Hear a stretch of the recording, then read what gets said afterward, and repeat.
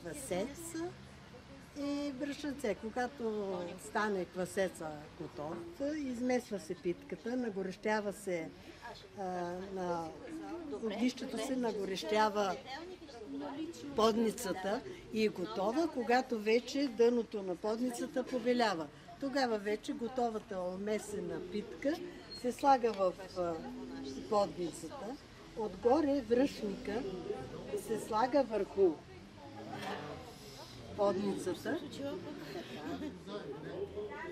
и отгоре се посипва с горещата пепел и жаравата, която се е събрала на огнището. И така питката се изпича и е много вкусна. По този начин са пекли зелници, баници и така.